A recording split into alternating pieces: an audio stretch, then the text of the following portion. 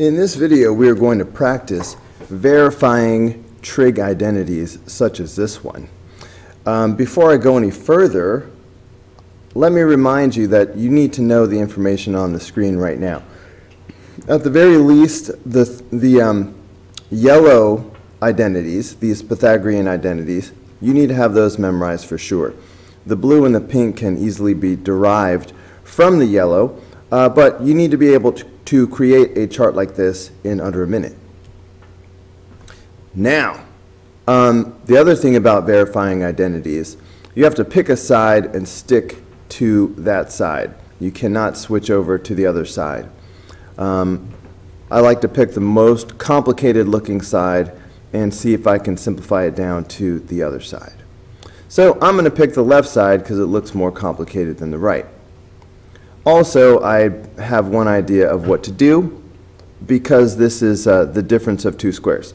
So just like if I had x squared minus 9, that would be x plus 3 times x minus 3, you know, the difference of two squares. The same thing is going to happen with this. So, how exactly is this going to factor down? You say, well, this will be secant, hold on, I think I need more space in this. This is going to be secant squared x plus tangent squared x times secant squared x minus tangent squared x. Okay, that is the difference of two squares. All right, now it's time to do some substitutions. I'm noticing that on the right-hand side, all I have is tangent. So I'm going to replace secant with something. So remembering the identities, which I have memorized, I see that secant squared is 1 plus tangent squared. So I'm going to replace each secant squared with 1 plus tangent squared. So this is going to become, all right, 1 plus tangent squared x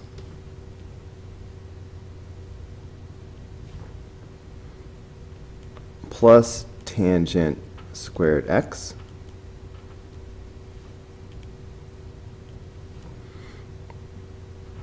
all right, and so I'm replacing secant squared. So again, I'm going to replace secant squared with 1 plus tangent squared x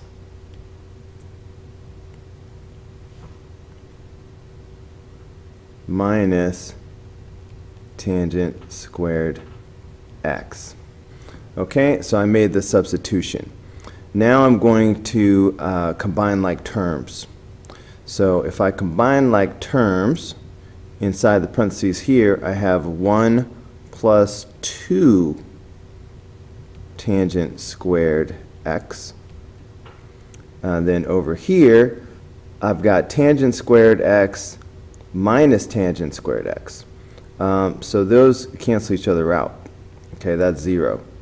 And then I just have 1, which I don't even really need to write. And then I look up and realize that I have what I was trying to find the entire time. So I'll just copy down the 1 plus 2 tangent squared x from the right-hand side, and I will realize that I'm done. Okay, that turned out to be easier than I thought. Okay, let's take a look over here.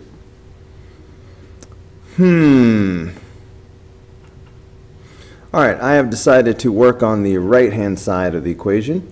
It looks a little bit more complicated, and there is something that I can see to do, specifically the distributive property. Okay, so here I go working the right-hand side.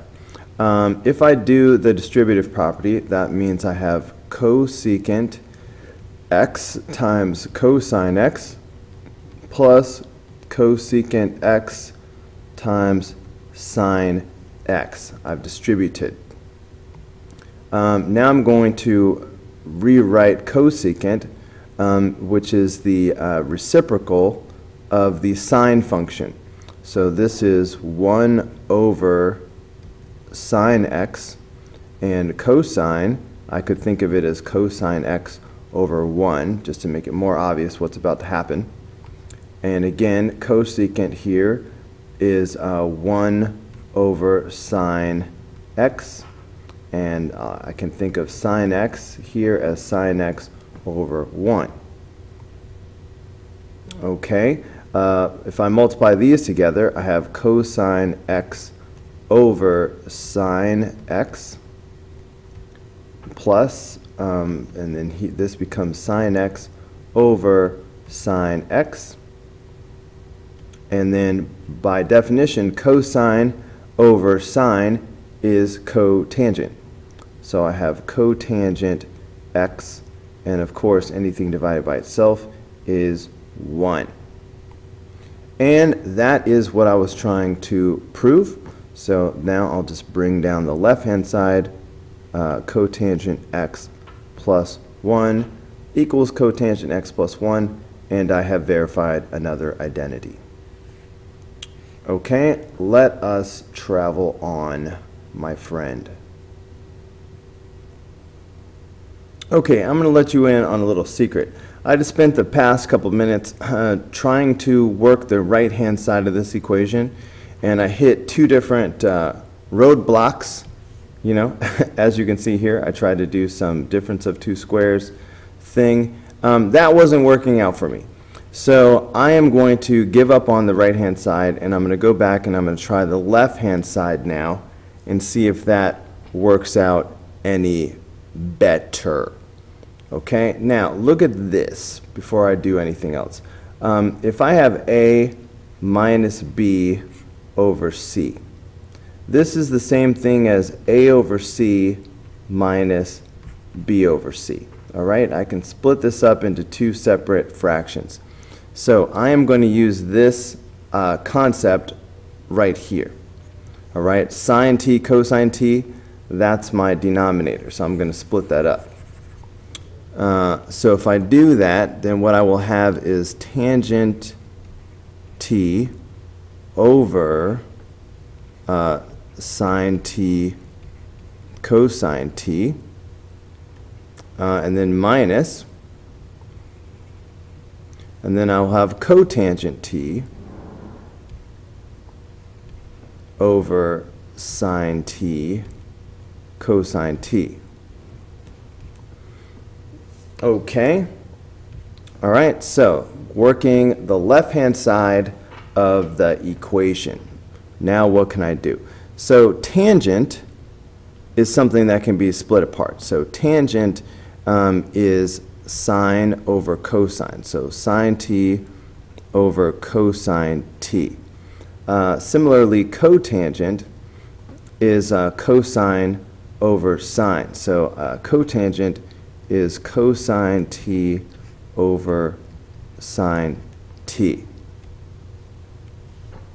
Okay, so that's going to be the next part of my strategy, is seeing how that works out. So now in the denominator, I still have sine t cosine t.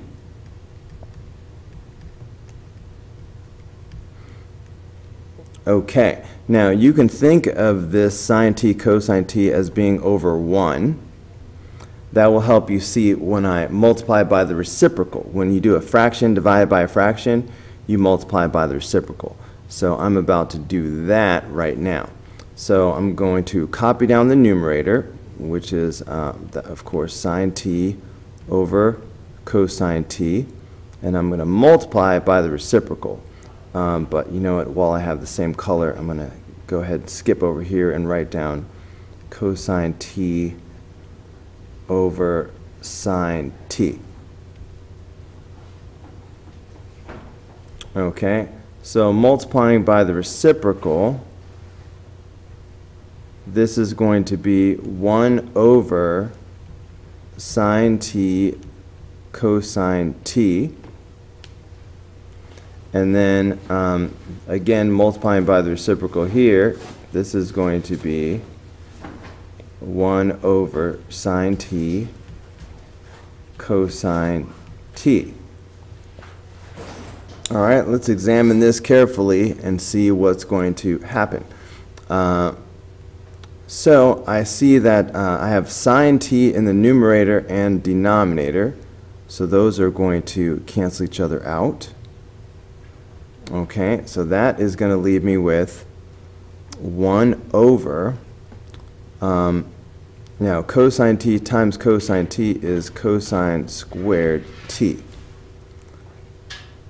Similarly, over here, cosine t cancels out. So that is going to leave me with 1 over, and sine t times sine t is sine squared t.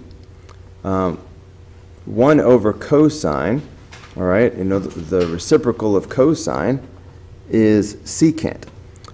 So this will be secant squared t. And this is the reciprocal of sine, so that's going to be cosecant. So I'm going to have cosecant squared t. Now let's look back up and see what we were trying to prove this whole time. Oh, look at that, secant squared t minus cosecant squared t, which is exactly what we have. So secant squared t minus cosecant squared t. All right, that one was pretty rough, but here we have proven another identity. All right, let's take a look at number 16, which I think is going to be relatively simple. In fact, I'm going to solve this two ways very quickly. I see the 1 minus sine theta. Now, looking back at our chart of identities, I see 1 minus sine theta right here. If I multiply it by 1 plus sine theta, that will give me cosine squared. So that's our strategy. Okay, so I'm going to take this and I'm going to multiply by 1 plus sine theta. All right, and of course I have to do it in the numerator too, 1 plus sine theta. All right, so obviously I'm working the left-hand side of the equation.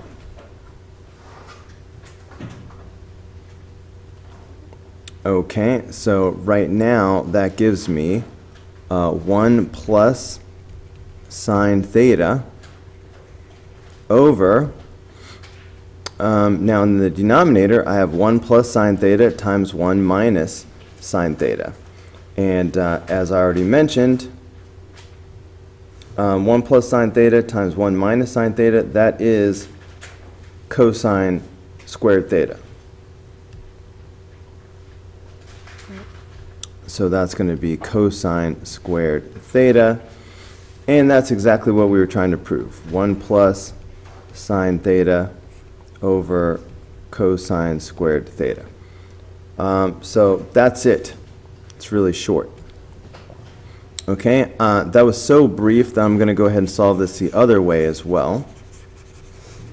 Okay, I could solve it just as easily working the right-hand side. Okay, so if I work the right-hand side instead, then I have 1 plus sine theta in the numerator. Now cosine squared theta, all right, looking at the chart here, cosine squared theta is equal to 1 plus sine theta times 1 minus sine theta.